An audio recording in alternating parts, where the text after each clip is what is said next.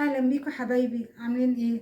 النهارده هكلمكم عن حاجه مهمه، خصوصا في الايام المفترجه اللي احنا فيها، طبعا شهر رجب والاشهر الحرم، وهي قيام الليل. قيام الليل طبعا هو الوقت اللي بتقدر فيه تتكلم مع ربنا سبحانه وتعالى وتزود ايمانك بالله وتغفر ذنوبك. فخلونا نعرف قيام الليل ازاي بيغير حياتنا. نعرف مع بعض دلوقتي فوائد قيام الليل. اول حاجه طبعا استجابه الدعاء. ليه بقى استجابه الدعاء؟ لانه زي ما الرسول عليه افضل الصلاه والسلام قال لنا ان ربنا سبحانه وتعالى بينزل من السماء السبع الى سماء الدنيا، يقول: من يدعوني فاستجيب له، من يستغفرني فاغفر له، من يسألني فاعطيه. يا جماعه والله في ناس ياما لو مدير سأل عليها بتقوم تجري وتقوم تروح من بدري عشان تلحق قبل ايه، ده شغل، فماشي، ده برضو ربنا يجازيه عليها خير.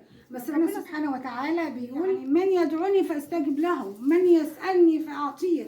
كل ده وبتبقى الناس نايمه ومش حاسه ومش قادره تقوم. ممكن كتر خيرك تبقى سهران هنا او في شغل او في حاجه، لا برضو لازم تقوم في الوقت ده عشان خاطر ربنا وعشان خاطر نفسك. تاني حاجه طبعا ان هي بتغير حياتك، بتغير حياتك كمان للافضل.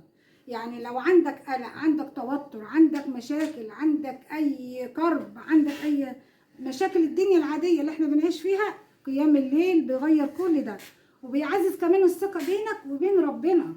ويعني ربنا سبحانه وتعالى شايفنا احنا بنعمل ايه، فربنا انت كل ما بتتقرب له هو بيتقرب لك. طبعا لما ربنا يحب انسان فبينزل الملائكه من فوق يقول لهم: اني احببت عبدي. كل الدنيا كلها بتحبه. فيا سلام لما ربنا يحب انسان او يرضى عنه.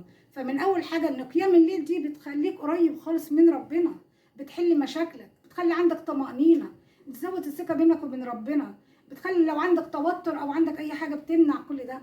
فصدقوني قيام الليل دي من المعجزات، اوعى حد يسيبها، وخصوصا في الايام المفترجه اللي احنا فيها، طبعا الاشهر الحرم، رجب، شعبان، رمضان، الايام الكريمه دي الحسنات فيها بتزيد، وطبعا السيئات ما تنسوش انها بتزيد، فتمنعوا طبعا ده السيئات وتزودوا في الحسنات، واولها قيام الليل.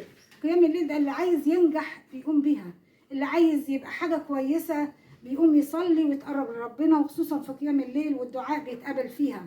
كل حاجه بتمنعها وحشه عنك بقيام الليل اوعى تسيبها، لان الرسول وصانا بيها، وان ربنا بينزل من فوق سبحانه وتعالى يكلمنا يقول: قوموا لو حد نايم يقوم. ازاي نسمع مثلا اذان، خصوصا يعني هو بيبقى في الثلث الاخير من الليل، فطبعا لما نسمع قبل الاذان وقيام الليل في الوقت ده وننام ونسيب قيام الليل ونسيب حتى اذان الفجر، كل ده ضرر على الانسان نفسه مش على اي حد تاني.